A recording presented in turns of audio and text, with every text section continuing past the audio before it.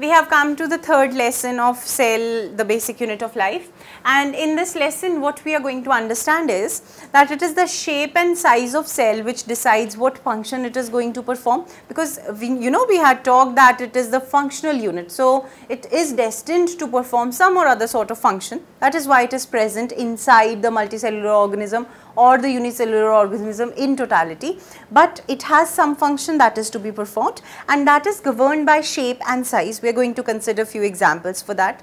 Secondly, we are going to see that what is plasma membrane. We are going to understand a few concepts associated with plasma membrane and a small activity we are going to perform.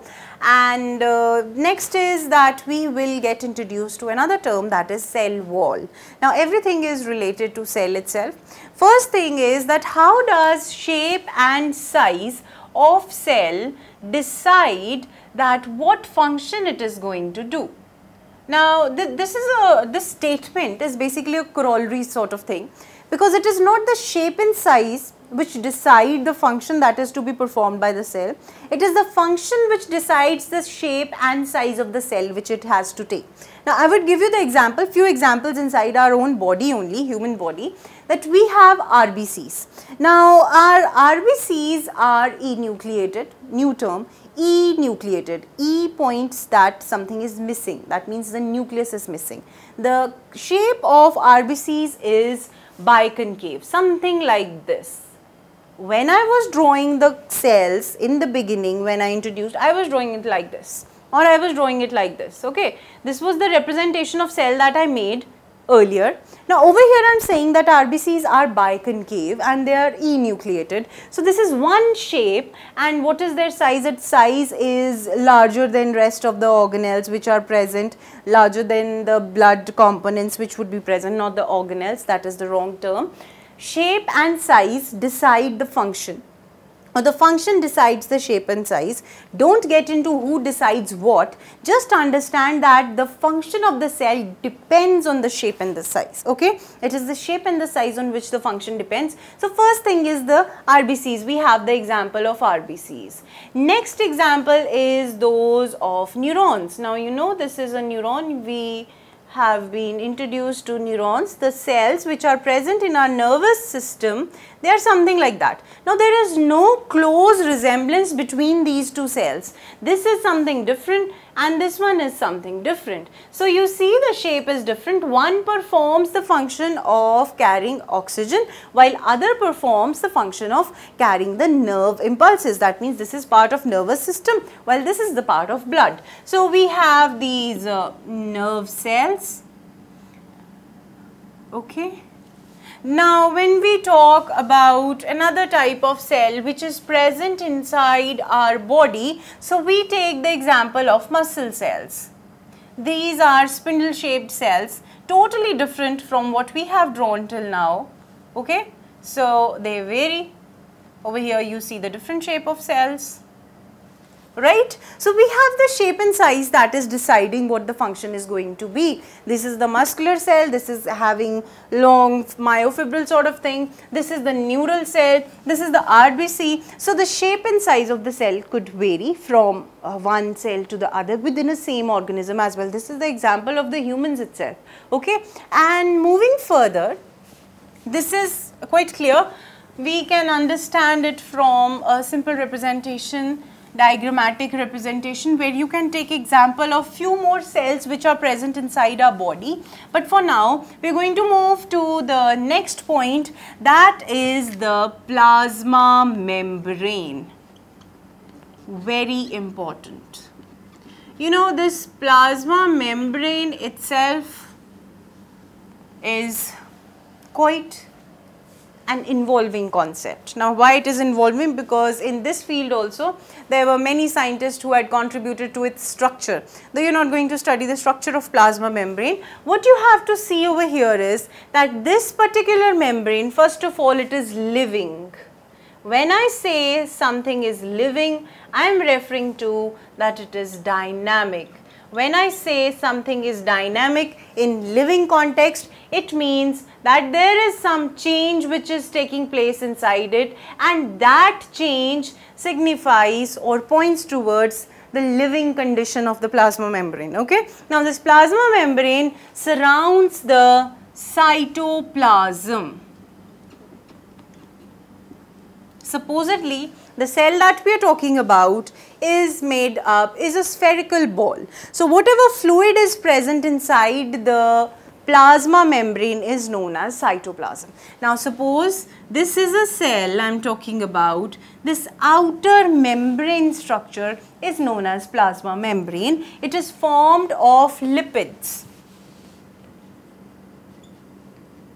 Okay. Now what are lipids? In simplest terms we call them fats. You know, that's why fats are so important to be consumed, because every cell will have its membrane made up of the lipids. We cannot just cut fats from our diet and say that we are on some sort of dieting, because lipids are very, very important. Your entire body is formed of cells. Each cell is having a plasma membrane by default. Whether it is a plant cell or it is an animal cell, it has a plasma membrane inside it. This plasma membrane is a living content. Inside it lies a fluid that stains lighter when seen under microscope. Now when I use the term stain, please know that we cannot see the simple, we have talked about slide formation, that is onion peel. We cannot see the cell clearly if it is not stained. So for that purpose, we put some sort of dye on it, and the simplest example of dye is saffronin. Saffronin is a red colored dye that we put on the cells, so that whenever the cells are observed under the microscope, they appear pinkish and it is easy for us to observe the components of the cell. This particular part, that is the cytoplasm, it stains lighter in color because there is a central part known as nucleus that lies inside. This stains darker. This lighter portion is the cytoplasm. This dark staining part is the nucleus. So in the beginning I had told you that we are going to discuss 3 things. We are going to discuss 4 things. Now the next thing that we would discuss within this lesson only is the nucleus. Okay.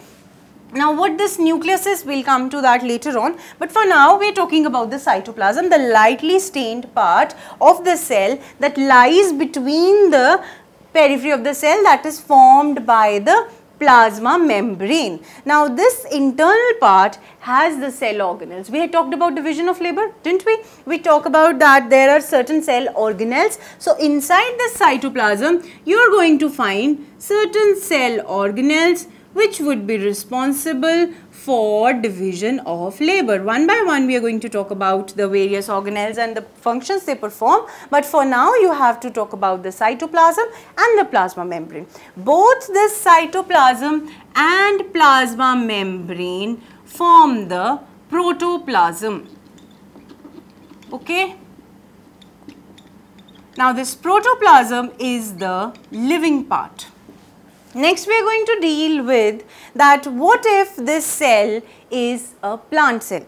Over here we talk about an animal cell. Animal cell is having the plasma membrane, nothing beyond that. There is cytoplasm, there are cell organelles, but what if it is a plant cell? What you are going to find is that there would be a porous sort of layer present outside the plasma membrane as well, and this layer is known as cell wall. Now you see we had transition of animal cell to a plant cell, and that plant cell was formed when we had a cell wall around it. Now what is the cell wall made up of? It is made up of cellulose, remember it. Now what is cellulose? Cellulose is that part of the food or salad that you consume which does not get digested, because we cannot digest cellulose. Cellulose is present in plant cells. It is a complex carbohydrate. That is all you have to remember. When you go further in higher classes, you are going to understand what this cellulose is, what is its composition, but for now you have to remember that cellulose is a complex carbohydrate that forms the cell wall of each plant cell. Take any plant cell on this earth, whatever plant you are consuming, if you observe the cell under a microscope, you are going to find this cellulosic cell wall.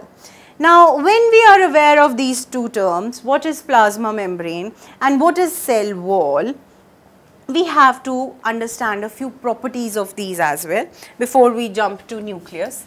In the case of plasma membrane, we have to see that this is a membrane-like structure here, that is clear. But what are its functions? What are its specialities? What are its specifications that we are going to see? First thing is that it is selectively permeable.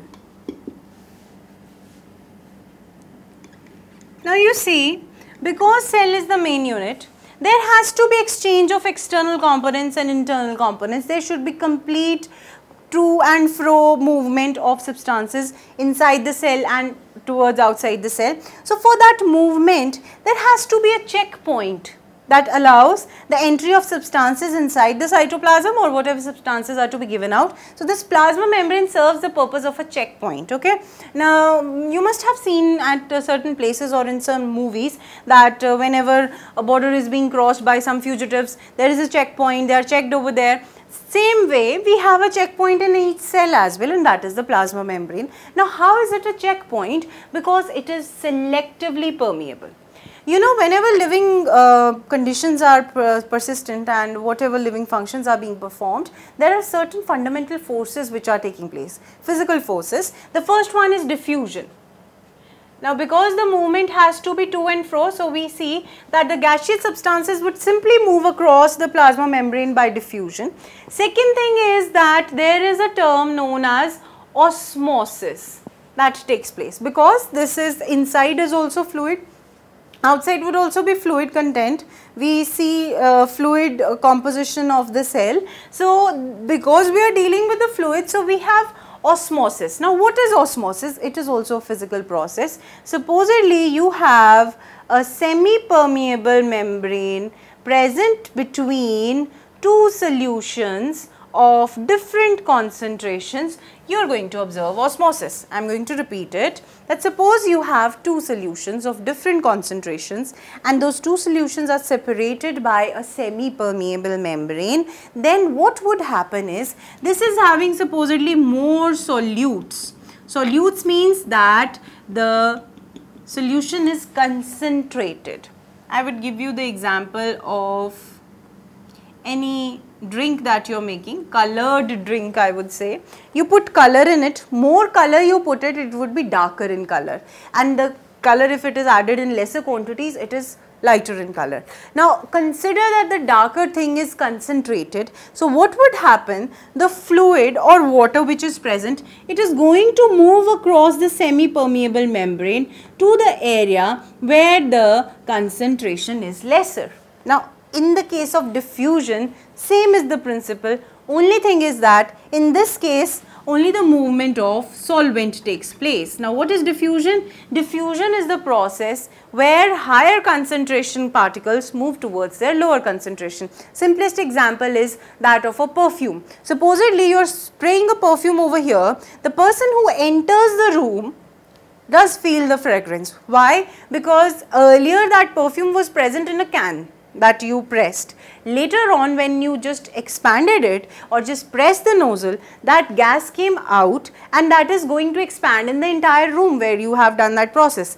Now that is basically diffusion, because in the can it was in higher concentration, and as soon as it moves out, it is going to reach towards its lower concentrations. So is in the case of osmosis, where the solvent tries to reach the place where it is in lesser concentration. That means solute particles are lesser. So we see osmosis as well. We demonstrate it with the example of an activity, that is we take an egg. An egg is taken. First of all, it is put in hydrochloric acid and it dissolves its shell. Later on, there is just the membrane which is present inside the egg.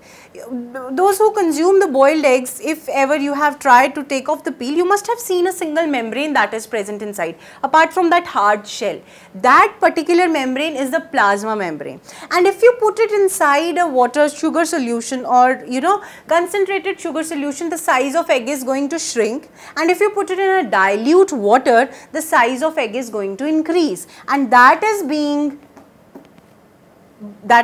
taking place because of osmosis. So we see that osmosis and diffusion are taking place at plasma membrane, and it is selectively permeable. That means it is the discretion of plasma membrane to decide whatever components it wants to send inside the cell and whatever not. So it is not semi-permeable. In this case, in the case of osmosis, we have semi-permeable membranes. Okay.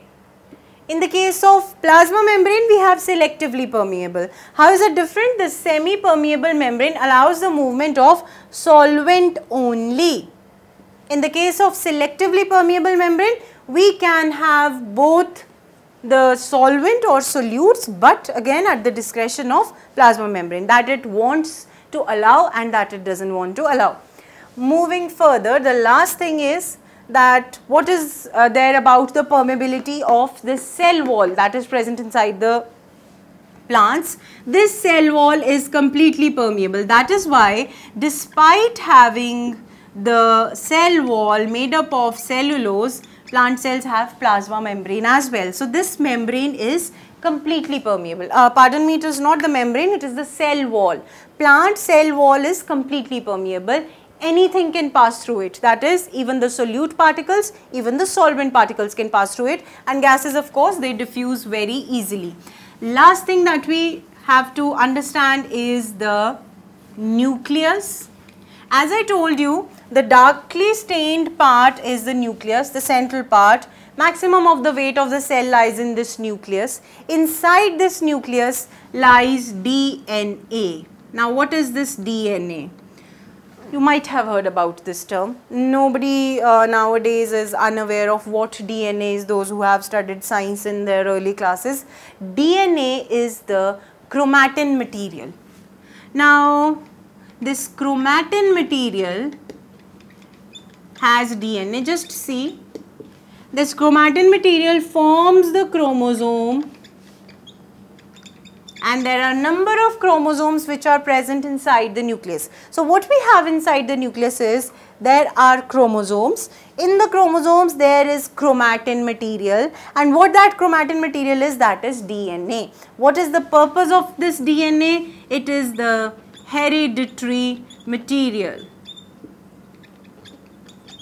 Okay. Now recall what we have studied in the beginning, that a new cell is formed from pre-existing cell. The information inside that cell would be transported or passed on to the new cell which is being formed, and how it would be transported? It would be given through the channel of chromosomes. The cell has to work, it is the functional unit, right? It has to work. The work that is to be done, what work is to be done, how that work is to be done, that information lies inside the DNA, and that DNA is housed inside the nucleus along with certain other proteins. So we have this central part that has DNA and the chromosomes. What we have to understand over here is that the central part is the nucleus, the outer checkpoint is the plasma membrane, outer to plasma membrane lies the cell wall in the case of plant cells. If it is animal cell, then the cell wall is absent. From different organisms, when we study about classification later on, we are going to see that there are not just plants and animals in our world, there are certain other living beings that we classify them into, and that depends on the different types of cell wall. We talked about plant cell wall that was made up of cellulose. There are certain other cases where the cell wall could be made of other things. We talked about nucleus, that is having DNA, chromatin material and chromosome. So this is all we have to understand about this these topics that we had to deal with in this lesson.